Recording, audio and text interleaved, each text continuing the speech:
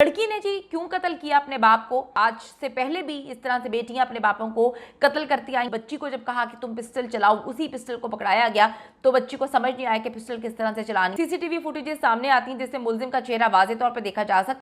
बिस्मिल्लाहिर्रहमानिर्रहीम जी, अस्सलाम वालेकुम, मैं हूं मारिया अली, आप देख रहे हैं मेरा चैनल। मेरा सगा बाप मेरे साथ ज्यादती करता था। 13 साल आमना ने अपने बाप को फायरिंग करके कत्ल कर दिया। गोली बेटी ने नहीं चलाई। असल कातिल आखिर कौन निकले, क्यों बच्ची को फ्रेम किया जा रहा है, या जेन्युइनली बच्ची के साथ बाप जो है वो ज्यादती किया करता था। सड़क पे जाते हुए हिरासा करने के वाकयात कराची समेत पूरे पाकिस्तान में हर गुजरते दिन के साथ जो है वो बढ़ते जा रहे हैं। सीसीटीवी फुटेजेस में चेहरा बेनकाब हो गया। आप में से अगर किसी के साथ भी ये सब होता है तो आप ज़रूर पुलिस से रुजू करें, क्योंकि इस तरह के दरिंदों को इस सोसाइटी में रहने का कोई हक नहीं है। लड़की ने जी क्यों कत्ल किया अपने बाप को। क्या आज से पहले भी इस तरह से बेटियां अपने बापों को कत्ल करती आई हैं? क्योंकि हमने तो हमेशा ये सुना है कि गैरत के नाम पर बाप ने बेटी को कत्ल कर दिया या भाई ने बहन को कत्ल कर दिया, लेकिन पहली बार सुनने के गैरत के नाम पर बेटी ने बाप को ही कत्ल कर दिया। माजरा क्या है, आज की वीडियो में इस पर बात करेंगे, खुलासा करेंगे। आपसे रिक्वेस्ट है कि अगर आपने अभी तक मेरे चैनल को सब्सक्राइब नहीं किया तो कर लीजिएगा, इससे हमारी हौसला अफजाई होती है। 13 साल की मासूम बच्ची, जो कि माइनर ही है, बच्चे मासूम होते हैं, माइनर होते हैं।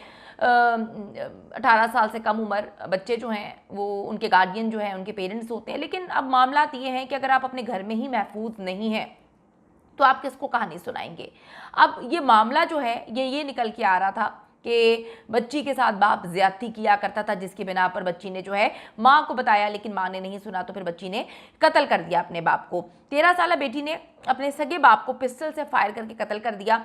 पिस्टल कहाँ से आया, बच्ची को चलाना किस तरह से आता था, अगर बाप ज्यादती करता था तो उसने अपने फैमिली मेंबर्स को क्यों नहीं बताया। कत्ल की वजह सामने आती है तो फिर रूह काम जाती है। समझ से बाहर है कि ये माशरा, ये सोसाइटी हमें किस तरफ लेके जा रही है।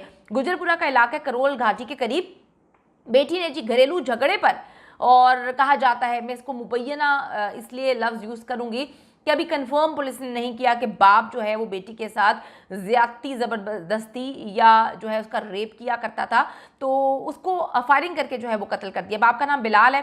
पुलिस ने बच्ची और उसकी वालदा और उसके भाई को भी हिरासत में ले लिया है। आपको बताती चलूँ कि सगी बेटी ने जो है मुबैना छेड़खानी के इल्ज़ाम पर अपने सगे बाप को सोते हुए फायरिंग करके कत्ल कर दिया है। पुलिस मौके पर पहुंच गई और लड़की आमना को गिरफ्तार किया, उसकी वालदा को और भाई को भी गिरफ्तार कर लिया है।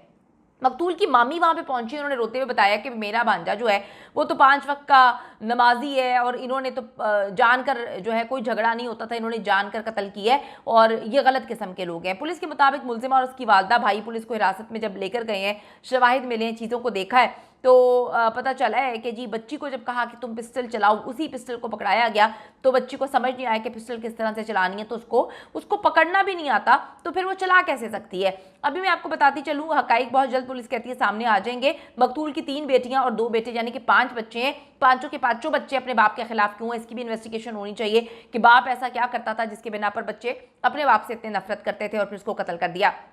इन्वेस्टिगेशन ऑफिसर के मुताबिक हमें पहले ही शक था जी कातिल कोई और है। आमना ने कत्ल नहीं किया, उसको बस फ्रेम किया जा रहा है क्योंकि वो माइनर है।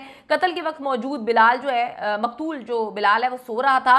बेटी ने अगर कत्ल जो है वो तैश में आके किया तो फिर तैश में आके तो ऐसे नहीं होता ना कि अगला बंदा सो रहा है, तो ये ऐसा लग रहा है, इसको महसूस किया जा रहा है कि जो बिलाल है इसको मुकम्मल प्लानिंग के साथ जो है वो कत्ल किया गया है। बेटी ने माँ को क्यों नहीं बताया कि ये इस तरह की हरकतें किया करता था, बात कत्ल तक क्यों पहुंची, तो ये सारी चीज़ें इन्वेस्टिगेशन में समझ आ जाएंगी पुलिस को कि क्या है। लेकिन ये भी ऐसा मामला नहीं लगता कि बच्ची ने अपने बाप को गैरत के नाम पर कत्ल किया है। कराची में जी राह चलती खवातीन को हिरासा करने का एक और वाक़या सामने आया है। इतने मरदूद, इतने बेगैरत किस्म के लोग हैं, कराची का बुरा हाल करके रख दिया है। कराची में दिन दिहाड़े जो है डकैतियाँ, चोरियाँ तो हो ही रही हैं, लेकिन अब औरतों को हिरासा करने के वाक़यात और इतनी वीडियो सामने आती हैं कि दिल खून के आंसू रोता है कि अपने खूबसूरत शहर कराची को क्या हो चुका है। औरतें चल रही होती हैं, चाहे वो बुरके में हों, चाहे वो शलवार कमीज में हों, चाहे वो पर्दे में हों, चाहे वो नकाब में हो, किसी औरत को ये दरिंदे नहीं छोड़ते। नॉर्थ कराची सेक्टर 11 में मदीना मस्जिद के करीब जो है मोटरसाइकिल सवार शख्स था, उसने राह चलती खातून को हिरासा किया, फिर भाग गया।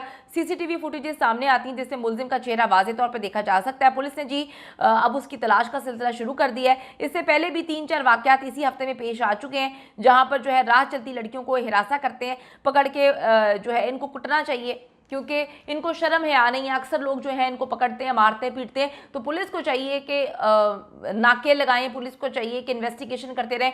लाहौर की अगर हम बात करें या पंजाब की बात करें तो वहाँ पे डॉल्फिन पुलिस जो है वो नज़र आती है। वो क्या करती है वो तो छोड़ें, लेकिन उनका एक खौफ होता है कि पुलिस घूम रही है। कराची के तो इतने हालात ख़राब हैं कि कराची में तो दिन दिहाड़े चोरियां डकैतियां ऐसी होती हैं जैसे कराची पाकिस्तान की हदूद से बाहर हो चुका है। तो गवर्नमेंट जी पीकर सो रही है, जो काम करता है उसको निकाल कर जो है वो उसकी पोस्टिंग करवा देते हैं। कराची के लोगों की अपनी ज़िंदगी है, कराची के लोग जो हैं हर गली में अपने आप को जो है एक दादा घूम रहा होता है और समझता है कि जी मैं ही सब कुछ करूँगा। तो उनसे ही गुजारिश है कि गवर्नमेंट कुछ नहीं करती तो आप ही अपने मोहल्ले और इलाके का ख्याल रखें और औरतों के साथ जो वाक़यात होते हैं इसको कम करने में जो है वो मददगार साबित हो। कैमरे नस्ब करें और अगर ये दरिंदे मिलते हैं तो इनको पुलिस के हवाले किया जाए।